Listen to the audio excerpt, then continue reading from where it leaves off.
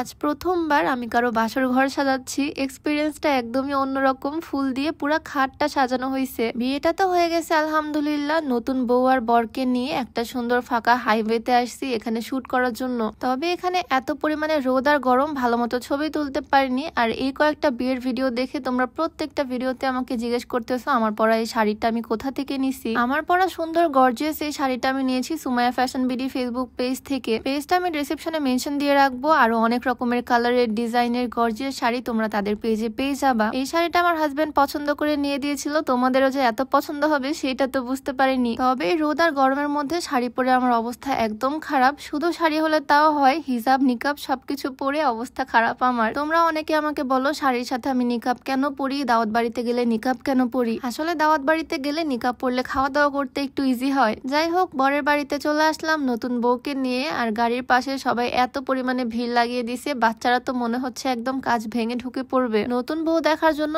সবাই একদম বাড়ির সামনে এসে দাঁড়িয়ে আছে। মিষ্টি খাইয়ে বর বউকে গাড়ি থেকে নামিয়ে নিল আর এখন বাড়িতে নিয়ে যাওয়া হবে। এখন তো একটু পরপর নতুন বউ দেখতে আসবে মানুষজন। বউকে এখন স্টেজে নিয়ে যাওয়া হবে ছাদে, আর আমি যাব বাসর ঘরের কাজ কত দূর সেইটা দেখতে। নতুন বউ চলে আসলো বাবার বাড়ি থেকে শ্বশুর বাড়িতে, আর এখন এখানেই থাকতে হবে। বিয়েটা যেহেতু প্রেমের বিয়ে, তাই আমাদের নতুন বউ আর বর দুজনেই অনেক খুশি। যাক আলহামদুলিল্লাহ সবকিছুর জন্য। নতুন বর বউ গেল স্টেজে, আর এদিকে আমি চলে আসলাম বর বউয়ের রুমে। ঘরটা এখন সুন্দর করে ফুল দিয়ে সাজানো হবে, একদম কাঁচা ফুল। আমি তো ভাবছিলাম এসে দেখবো কাজ অলরেডি হয়ে গেছে, তবে এখানে প্রফেশনাল কেউ করতেছে না, মানে বাড়ির মানুষরাই সাজাচ্ছে। বরের মামি, বরের খালা, বরের বোন সবাই মিলে সাজাচ্ছে। তবে দেখে বোঝার উপায় নাই এটা যে বাড়ির মানুষ করতেছে। এত সুন্দর হচ্ছে ডেকোরেশন, জাস্ট তোমরাই দেখো। এতক্ষণে অর্ধেকের মতো হয়ে গেছে, আর এখন বাকি কাজ বাকি। আমিও লেগে পড়লাম কাজে, একটু হেল্প করব। এর আগে আমি কখনো কারো বাসর ঘর সাজাইনি, এইরকম এক্সপিরিয়েন্স আমার এই ফার্স্ট টাইম। যদিও সব কাজ বাকিরাই করছে, আমি জাস্ট একটু হেল্প করলাম। এই ফুলগুলার নাম সম্ভবত বেলি ফুলের কলি। এগুলো দিয়ে পুরা ঘরটা সাজানো হয়েছে একদম মশারির মতো করে। সাথে এখানে কিছু গাঁদা ফুল আছে, গাঁদা ফুলের পাপড়ি ছিঁড়ে বিছানার উপরে লাভ শেপ বানিয়ে দেওয়া হবে। আর আছে কিছু লাল গোলাপ আর সাদা সাদা রজনীগন্ধা। সবকিছু দিয়ে আজকের বাসর ঘরটা সাজিয়ে ফেলা হবে। আমার বিয়েটা তো খুব সিম্পলই হয়েছিল, আমার বিয়েতে আবার এগুলো কিছুই হয়নি। মানে এত ডেকোরেশন হয়নি, বিয়ে বাড়ির গেট, বিয়ে বাড়ির ডেকোরেশনও হয়নি, আবার এরকম বাসর ঘর ডেকোরেশনও হয়নি। তবে ভাইয়ার বিয়েতে করতে পেরে খুবই ভালো লাগতেছে।